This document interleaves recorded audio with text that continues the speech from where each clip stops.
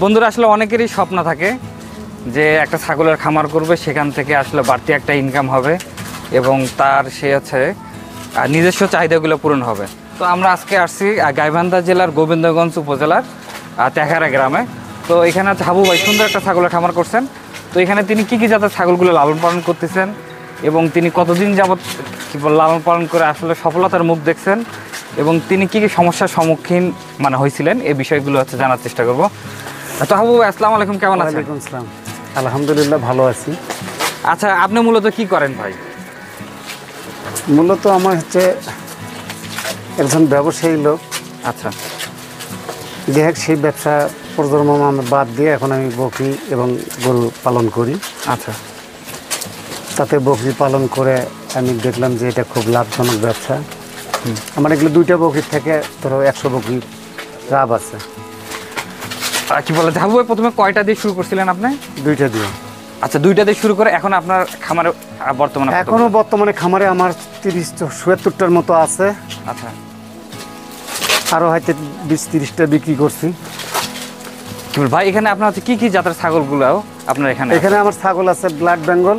আচ্ছা, যমুনাপাড়ি ব্লাড বেঙ্গল, হ্যাঁ, এই ধরনের ছাগলই আছে। আর আপনি যে শুরুতে মাত্র 2টা দিয়ে শুরু করছিলেন, তখন এগুলো কি মা জাতের ছিল না বাচ্চা দিয়ে? না, মা জাতের ছিল, বাচ্চা ছিল মা জাতের। আচ্ছা, তখন আপনি কত টাকা দিয়ে আসলে ইনভেস্ট করছিলেন শুরুটা? পুরো বেশি নয়, মনে হয় 1000-500 টাকা দিয়ে। আর ছাগলগুলোকে কখন কখন খাবার দিচ্ছেন? সকাল 8টায়, আচ্ছা, বিকেল 3টায়। আর সকাল 8টায় এবং হচ্ছে বিকাল 3টায়। আর রাত্রেবেলা কি কোনো কিছু খাবার দিচ্ছেন? না না না, রাত্রেবেলায় খাবার না। আর সকাল 8টায় আপনি কি খাবার দিচ্ছেন? ভুসি, হ্যাঁ, আর অটো মিলের গুঁড়া। আচ্ছা, ভুসি এবং অটো মিলের হচ্ছে গুঁড়া। আচ্ছা, আর অন্য কোনো দানাদার খাবার?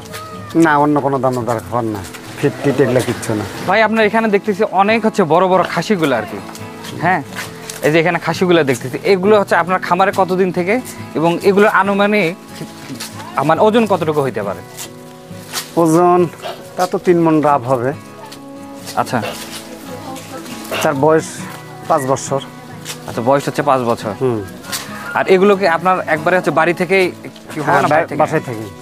আচ্ছা, বাসায় থেকে। আচ্ছা, এইটা যদি আনুমানিক আপনার হচ্ছে আজকে ধরেন যে আমি এইটা কি নিতে আসছি, তো এটা আনুমানিক কেমন দাম চাচ্ছেন আপনি? এইটা যেমন গত ঈদে হ্যাঁ, এই 2টা 2.5 লক্ষ টাকা দাম করছে।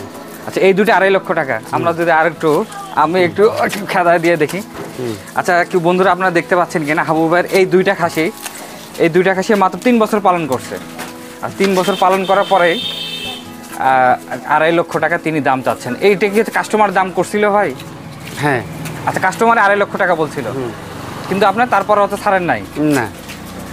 আচ্ছা, সেক্ষেত্রে কি খাসিগুলোকে আরও হচ্ছে বড় করতে যাচ্ছেন আপনার? বড় করতে যাচ্ছে যে বিক্রি করব, অবশ্যই দাম হলে পরে, কিন্তু ওই 2.5 লক্ষ টাকাতে আমার মন মানসিকতা আসেনি ভাই। ভিতরে আপনার হচ্ছে উন্নত জাতের কিছু আমরা কি বলে পাঠা দেখলাম। আসলে এগুলো হচ্ছে কোন কোন জাতের পাঠা এবং এগুলো কি আপনার বাইরে থেকে সংগ্রহ করা না আপনার শুধু এই ছাগলগুলো প্রজনন করার জন্য আপনার পাঠাগুলো রাখা? না, এগুলো আমার ছাগলই প্রজনন করার জন্য এগুলো রাখা হয়েছে। আচ্ছা, এটা কোন জাতের পাঠা? এটা নেপালি। আচ্ছা, নেপালি কি বলতেছেন? এইটা কি পাশের একটা দেখা যাচ্ছে লাল, এটা কোন জাত? ওইটাও নেপালি। আচ্ছা, আশেপাশে তো অনেকেরই ছাগল আছে।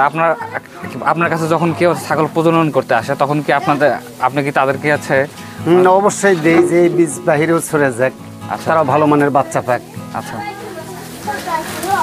আর আসলে একটু হচ্ছে রোগ বালার কথা কি না বললেন না, আপনি যেহেতু অনেক দিন থেকেই এই ছাগল লালন পালন করতেছেন। রোগ বালাই বলতে এগুলো সাধারণত ভালো খাওয়া দাওয়ার উপরে ট্রিটমেন্ট করলে পরে রোগ বালাই আল্লাহর রহমত খুব একটা আসে না। আচ্ছা, বছরে একবার পিপিআই টিকা করি, আর বাকি যদি কখনো কোনো দেখা যায় সেটার চিকিৎসা করলে আল্লাহর রহমত সেরে যায়। আচ্ছা, আর কোনো সমস্যা দেখছেন? না না না না। আচ্ছা হাবু ভাই, আপনার তো অনেক কথাই বললেন। আসলে যারা হচ্ছে নতুন খামার শুরু করবে, আসলে অনেক নতুন উদ্যোক্তাই আছে যারা খামার শুরু করতে চায়, আগ্রহী। আসলে তারা কিভাবে খামার শুরু করে লাভবান হবে এই বিষয়ে আপনি? এই মানের ছাগল হয়তো 2-4টা ছাগল কিনা পাললে পারে তারা লাভবান হতে পারবে। আচ্ছা, এবং তার শুরুটা কিভাবে করা উচিত আপনার কাছে কি মনে হয়? আমার যেরকম দেখলে হুম যে ছাগল মাটিতে রাখা যাবে না, চৌকির উপর রাখা লাগবে, এবং খাবারের মানটা সব সময় ফিট খাওয়ান যাবে না, হুম খুদের ভাত খাওয়ান যাবে না। এগুলা ভুসি অথবা গুড়ের উপরেই আল্লাহ রহমত আর পাতার উপরেই মানুষ হবে। বা বেশি বেশি খামারগুলো ভিজিট করলে সেখান থেকে একটা হচ্ছে আর নির্দিষ্ট পরিমাণে আইডিয়া নিতে পারবেন, এবং সেই আইডিয়া নিয়ে যদি অগ্রসর হন তো সেক্ষেত্রে কিন্তু লস হওয়ার সম্মুখীন একবারেই থাকে না। তো আজকে আপনাদের কাছ থেকে বিদায় নিচ্ছি। ভালো থাকবেন, সুস্থ থাকবেন। আজকের মতো এখানে, আল্লাহ হাফেজ।